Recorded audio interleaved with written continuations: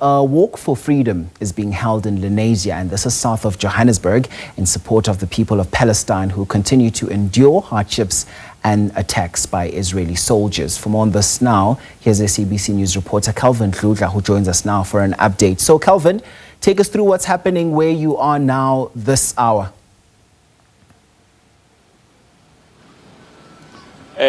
Good morning again, and to our SABC viewers at home. You would remember during our first crossing, they were marching, the marchers were marching around Lenasia, but now I have to confirm that the march has come to an end.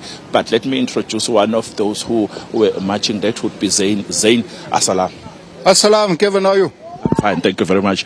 You can tell us more about this march and the impact that you want to see. So this march is a small march here in South Africa in the town of Lenasia, in the southern suburbs of Lenasia. We're just trying to bring awareness to the plight of the Palestinian people. That's what we're trying to do.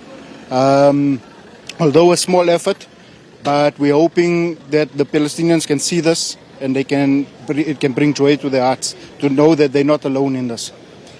You see the world or the Israelis thinks that this started on the 7th of October because that's what they want the world to know, or that's what they want the world to see. But in reality, this thing started way before that. If you really want to be objective, you need to really look at the history. And if you want to be on the right side of history, go look at this thing objectively. It's not about religion. Go look at this thing objectively. You will come to understand what the Balfour Declaration that was passed by the UK. You will find that the Israelis after the World War II ended up in Palestine where the Palestinians welcomed them. And from then we've been in this turmoil ever since 1948. So we're almost going on 100 years that this thing is continuing. But it did not start on the 7th of October. So my next question was about this war taking so many years, decades, as you are mentioning. What needs to be done? What needs to be done is they need to go back to where they were. You see, in Palestine, in Jerusalem, in whatever you want to call that land, it's holy to three religions, the Abrahamic faiths, Islam, Christianity, and Judaism. So you need to go back before that. You need to let the people live the way they currently do. If you go and see in Palestine, you will see Christians and Jewish people that are living in peace.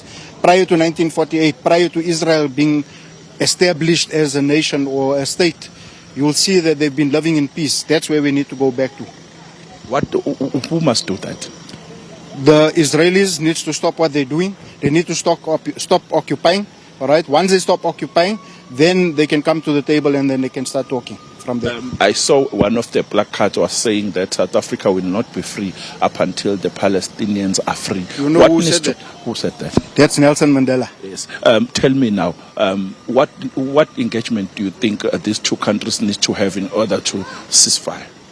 Well, there's two answers to that question. The first one is that the leaders need to sit and talk either on a round table, all right? But if you don't want to sit and talk, you see they're calling this a war. Calvin, how can it be a war?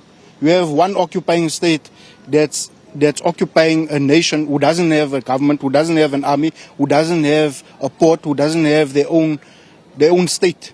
So how can you call it a war? It's like you and me, we box now. You are a trained boxer, I'm not a trained boxer. Is that a boxing match? No, it's not a boxing match. You understand? So this is not a war. It's an occupation and it needs to stop.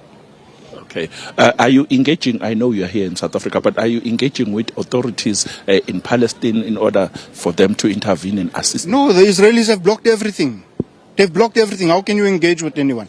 You can't get aid into the country. The Israelis have blocked everything, so you can't engage with them. It's not like you and I are free, Kelvin. They can't stand here and talk like how you and I are talking. You understand? They're saying the 7th of October. Where did those people come from?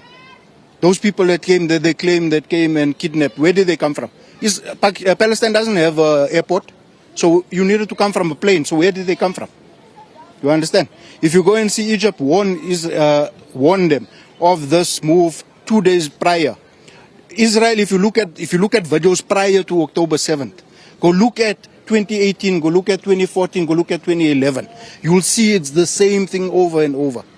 Go check for yourself. I don't have to tell you, go check for yourself. And everyone that's watching, go check for yourself. Okay. You don't have to listen to me and listen to anyone else because you might think it's by bias. Okay. But rather go check for yourself. Okay. Thank you very much, Zain. All right, Kevin. Thank you very much. That was Zane.